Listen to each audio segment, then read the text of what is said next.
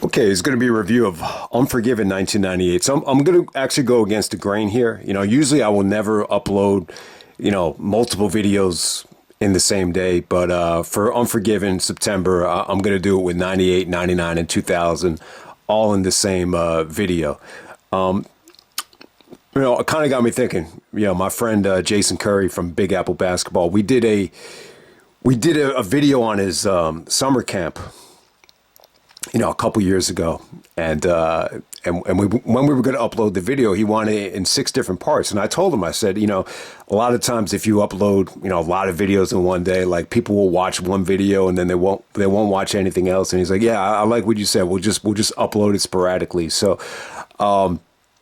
if anyone wants to check out Jason Curry, he's actually in the first video I ever uploaded. It's a basketball video, so check him out. One of the best, probably the best pound-for-pound basketball player that I know, Jason Curry. So, shout out to him. But, I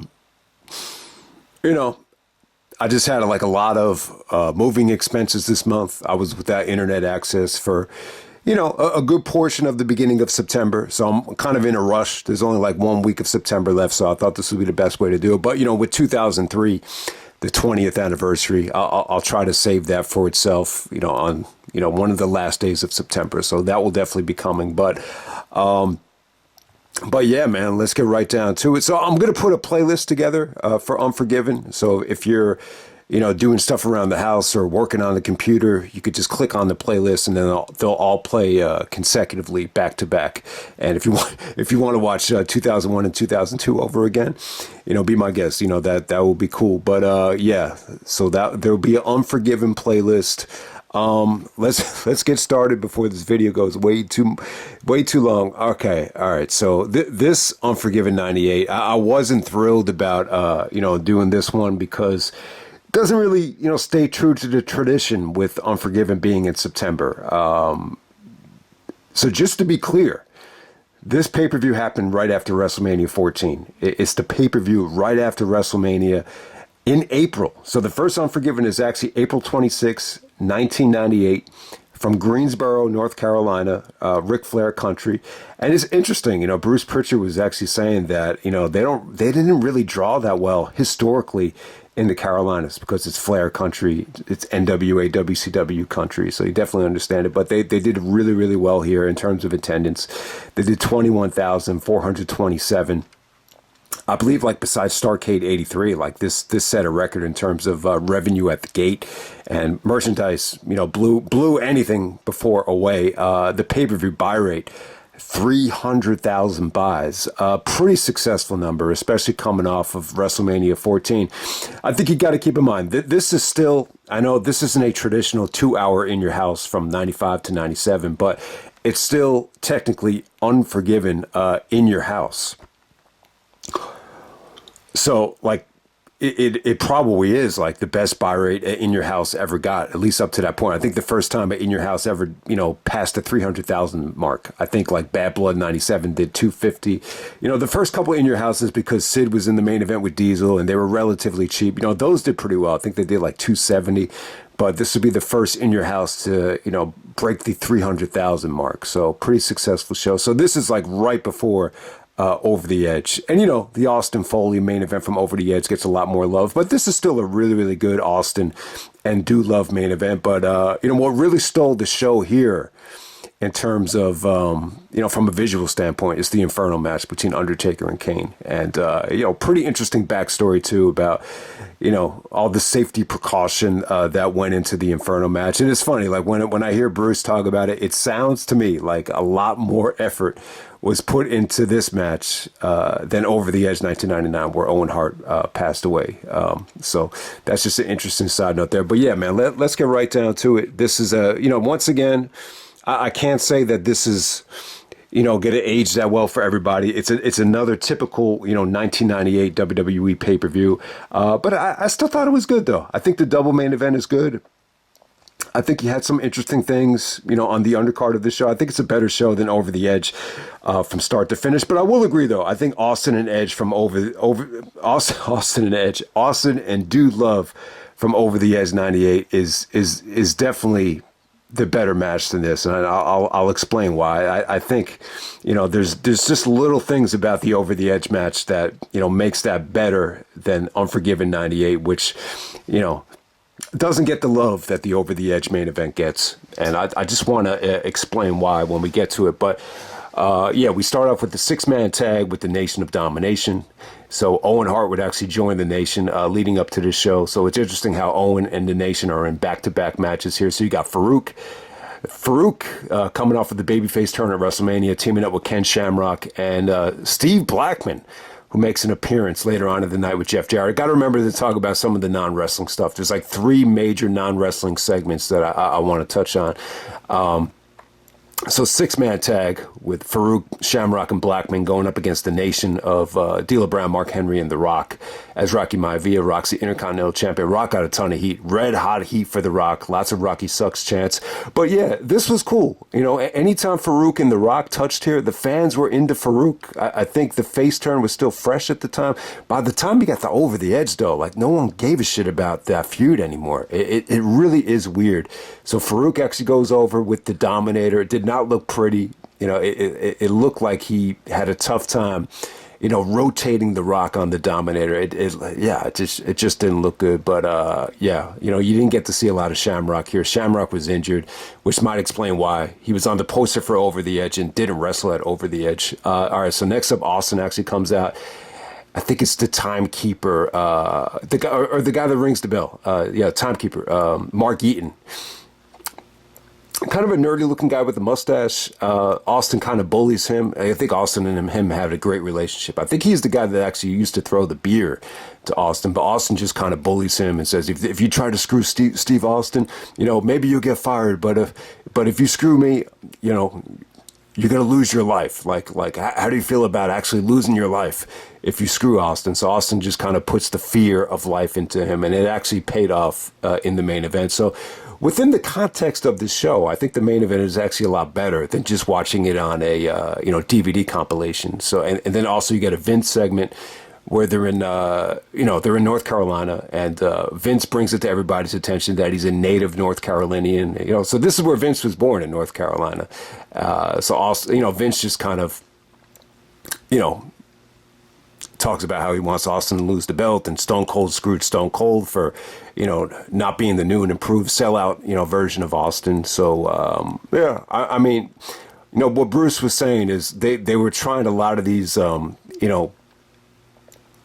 interview segments during the middle of the pay-per-view because they felt like they wanted to recapture the red hot, atmosphere of a live Raw, like a live television taping. But for some reason, when you're in the middle of a pay-per-view, it's tougher to really kind of generate those opening Raw segments where the crowd is just extremely hot. But, I get what they were going for there. But next match, you got Triple H with Chyna taking on Owen Hart. This is for the, so Triple H is still the European champion at this point. So, this is the match where Chyna's actually in a cage, like that little cage above the ring. Remember, that's the same kind of cage where Jerry Lawler started bleeding from the nose just out of fear. But here, Chyna is above the ring. The storyline was Sergeant Slaughter and the WWF commissioners wanted to keep her away from interfering because she cost Owen Hart the match at WrestleMania. So you got another Triple H and Owen Hart match. Really, kind of disappointing until the finish here. I actually enjoy like the last couple of minutes of this. I thought it was entertaining. But Owen really kind of lost fan support at this time. I definitely think he needed to turn heel. And that's what happened here. So, I would say the Nation of Domination. No, not the Nation, but DX, Triple H, D-Generation X. I always thought they had turned babyface the night after WrestleMania. Here, they're kind of like tweeners. So Triple H is still technically like a heel, and the New Age Outlaws are full-fledged heels still, definitely at this time. But the tide kind of turned, once you get after this pay-per-view. But yeah, I mean, the crowd was just kind of non-existent. They were more, into Chyna than the actual match. I think the whole thing with Chyna being above the ring in the cage kind of overshadowed what was going on in the ring. They just didn't care. They didn't care until Chyna was able to kind of break free. And then as the match progressed, I think it's Road Dogg, Jesse James, he actually is able to bring Chyna down And then while that happens, Owen kind of takes his eye off the Triple H. Then you got some nice back and forth with Owen actually hitting a pedigree, referee not seeing it. And then ultimately all the Chyna distraction leads to X-Pac coming in and hitting Owen Hart with a fire extinguisher. So, pretty good stuff. I really enjoyed the stuff with Chyna. I thought it was out of the box. I thought it was something fresh. But really, it just leaves Owen deflated. And he actually says, this is bullshit. This might have been the first time where Owen just said, enough is enough and it's time for a change. And he kind of realized he was outnumbered by DX, whether it be Chyna, whether it be X-Pac. And, just kind of realize, he needs some backing. He needs his own staple. And that would enter Owen Hart, teaming up with The Rock in the Nation of Domination. All right, next up we have the Midnight Express of Bodacious Bart, who's actually Bart Gunn, and Bombastic Bob, who's actually Bob Holly, to take on the old school Rock and Roll Express of Ricky Morton and Robert Gibson. For the NWA title. Jim Cornette's out there. Cornette got some great heat. This was just designed to promote the NWA at this time, though. I can't say Rock and Roll Express, generated a lot of interest. I mean, you'd think it would because they're in the territory. They're in the Carolinas. They're in NWA country. But it just felt to me like a lot of this audience wasn't really diehard, old school 80s fans that watched the NWA growing up. Didn't feel like that. These felt like they were more new school fans that were, really more WWE loyalists. I mean, there were some "We Want Flair" chants later on in the show, so you would have thought this would have gotten a better reaction, but it just wasn't there. Like the interest from everybody here just wasn't there. Vince McMahon actually didn't like it. Russo didn't even want to put it on the show, so it is what it is. This is just like a political thing. Rock and Roll Express just didn't have the juice that they used to have, and this new version of the Midnight Express, I would just say, was very forgettable. So we'll just leave it at that. Next up, we had an evening gown match between Luna Vachon and Sable. So Goldust is out there. Mark Merrow actually comes out to try to stop Sable from, losing any more clothing. But, the match is what it was. It's an evening gown match. I will say this. If you like Sable, I would say if you love the Sable moment from Fully Loaded where she has the finger, the handprints on her tits, I think this is actually a hotter segment. So if you're still horny for Sable, you'll love this match. I just think you get better cleavage. There's some amazing shots of Sable's ass. So Sable actually loses, but it's almost like victory in defeat because the fans go crazy for Sable's body. And she gets the upper hand on Luna and power bombs her, and everybody goes home happy. But I will say this: I think Sable was really over at the time. I think JR actually compared the reaction she got to Flair coming out, so it was interesting that he actually mentioned Flair on a pay-per-view at the time during the war. So that was really interesting. But Sable, I'll say this about Sable: like, she's probably got like, some of the biggest tits for a girl that's that skinny and that toned. It's just unbelievable how she was able to perform with, breast implants that were that big. I mean, they look huge for a girl that was that toned and that skinny. And, so if you love Sable, you'll definitely get your fill. Not feel.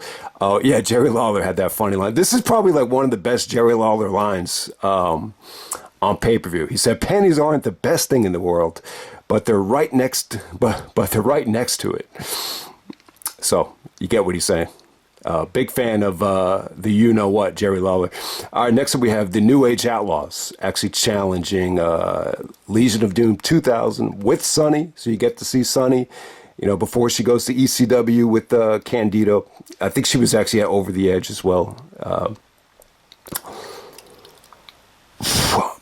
Another really, really bad match right here. The Hawk just didn't look good here. There were a lot of times where Hawk just had a tough time getting Billy Gunn off of his feet. I mean, there were some really, really, really bad botches.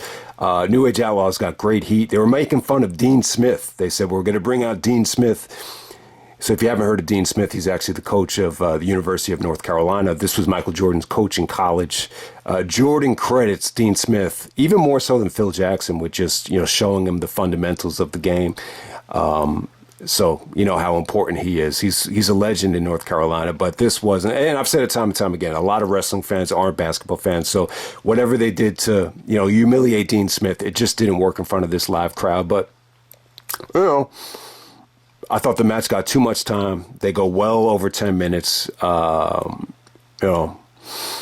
the finish is just really, really not that good. It actually ends with Hawk actually doing a German suplex. He forgets the bridge, and it costs him the match. And originally, Sonny and everybody was celebrating, new tag team champions, but the referee reversed the decision and just said that Hawk's shoulders were actually pinned to the mat, after he delivered the German suplex. When you look back on it, technically it should have been a double pin, a no finish, but it was just bad refereeing, and just a really, really bad finish. It is what it is right there. I mean, this tag division at the time, I just think New Age Outlaws just needed better opponents, and the LOD stuff from 2000. This is some of the weakest stuff of '98 that just has not aged that well, which I think everyone pretty much knows up to this point. So next up we have the Inferno match between Undertaker and Kane.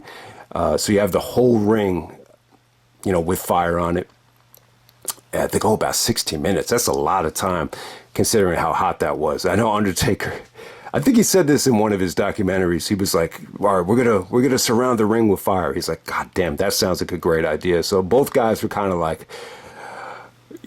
kind of just had like a reaction of, well, how do we get through this? Like, they weren't bitching about it, but they were just like, okay, well, how do we get out of it? Like, how do we get through it without killing ourselves? I think that was the question that Taker and Kane had. So obviously, I think it was really, really cool. A lot of cool things here in terms of the story. It definitely made a lot of sense because Kane, his whole gimmick is that he was burned. So it definitely makes sense. Plus you have everything with Taker, losing the casket mask to Shawn and getting, the casket was set on fire. They did a lot of, crazy stuff with, I think even Undertaker's mother in the casket where that got set on fire leading up to this match. So it definitely made a lot of sense within the context of the Undertaker and Kane story, if you really want to get into that. So, and I just think from a visual standpoint, it's something to see. I think it looks really, really cool. I think it's aged extremely well. I think if you were there live, this had to look really, really cool. Apparently it was Gerald Briscoe's idea to do these elevated fire spots, and he actually kind of directed the stunt coordinator when to, elevate the fire. So I thought that looked really cool. If anybody out there has a picture of Taker doing the dive over the flames to take out Kane and Paul Bear, or I think it was actually Vader too. Like that will be a very valuable picture because they rarely did Inferno matches. The only other time they did it was with MVP, and you get why, because Kane and MVP, they wear, they have sleeves in their attire. MVP had the Power Ranger ring attire. Kane had the at the time he's wrestling with sleeves on, so it's easier to do it with a guy wearing clothing than a guy that doesn't have a shirt on. So. But yeah, I mean, in terms of the actual work here, it's pretty much like a house show quality match. I mean, the only time the fans really popped, in the ring is for the Flames and for the choke slam. I mean, pretty safe match between Taker and Kane. Vader comes out after Kane tries to, escape and walk to the back, and Vader actually helps Undertaker here. Taker actually, destroys Paul Bear. They had this concert with Jeff Jarrett. And what's his name? Sawyer Brown, really, really good country singer. But after that concert was over, Taker, bloodies up Paul Bear by the musical equipment. And once he gets back to the ring, he actually, gives Kane the big boot. And Kane's, sleeve just gets caught on fire. And then Kane just kind of runs to the back. So it was pretty cool. And, they spent a lot of money, getting a natural gas pipe of propane that was directed right to the ring. They had a fire marshal, a stunt coordinator, and, no one even had to sign waivers. So, a lot of times when you're dealing with these fire guys, they're very anal. They want to make sure everything goes according to plan. So so from what I understand, it's a very, very safe, it was a very, very safe environment, and no one had to fear for their lives or anything like that. But and I think Taker actually said that the ring was like extremely hot. Like it was very difficult to, work and execute moves and that. So I like the Inferno match. I think it was cool. There's only, they only brought it back one other time. So it really is Kane's match. If I was a talent, would I be thrilled about booking this with the uncertainty? Very, very dangerous stuff.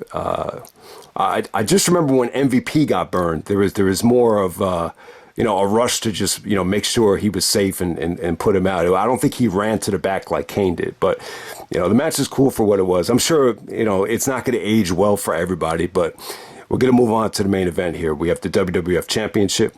We got, Stone Cold Steve Austin defending against Dude Love.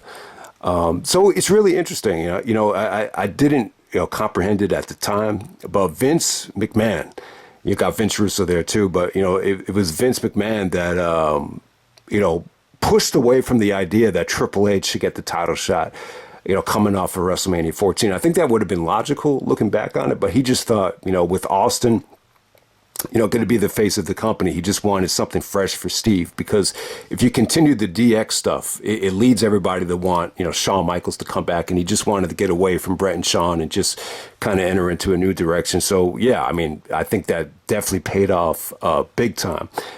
So, yeah, the build-up here was great. I mean, a lot of this stuff is just so well documented from Austin documentaries and DVDs, but it was cool, with Steve actually coming out with the suit and the fans booing, and then, he kind of, retracts from it and said, this is the absolute last time you're going to see Austin wearing a silly-looking suit. I think the only other time you saw Austin in a suit was at the Hall of Fame. So, that Hall of Fame speech from Austin was just short and sweet and just very classy, but you almost forget that, Austin wore a suit at the Hall of Fame. But, yeah, I mean, they really did a good job of playing off the screw job here. I know it sounds repetitive at this point, but, they actually showed clips of the screw job. You really felt it in your heart that Austin wanted to,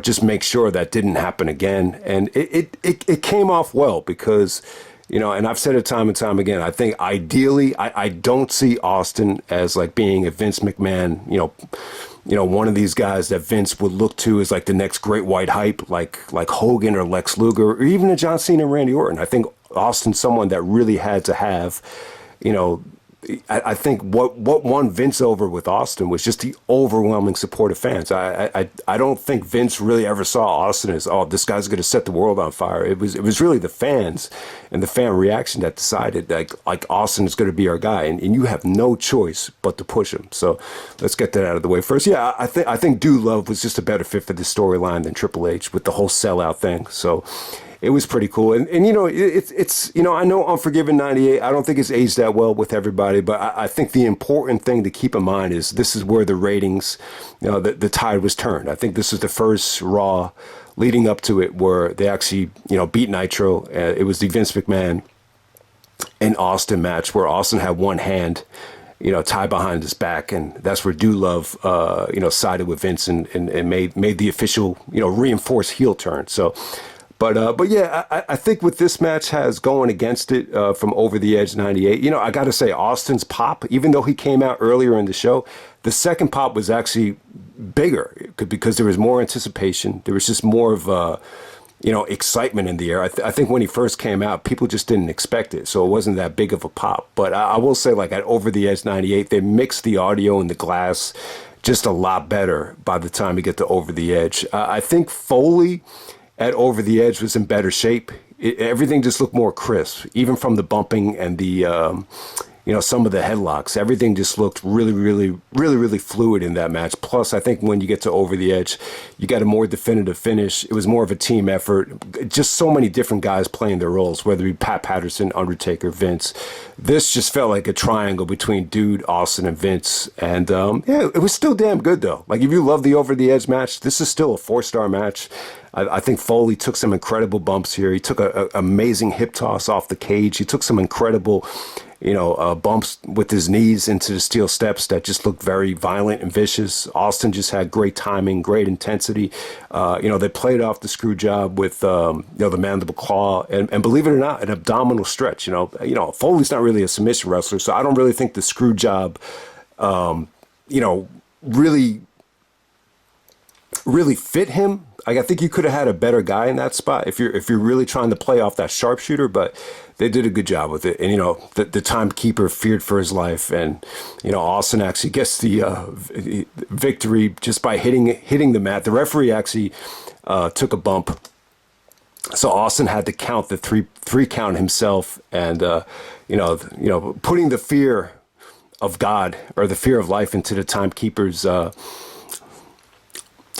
eyes really kind of paid off with that finish right there. So Austin actually goes to the back after Vince actually gets knocked out by the chair. So that's kind of like the biggest moment of the match. There's like a tug of war with the steel chair on the outside, and Austin clearly, clocks Vince on purpose. Vince takes a nasty looking unprotected chair shot to kind of take him out of the equation.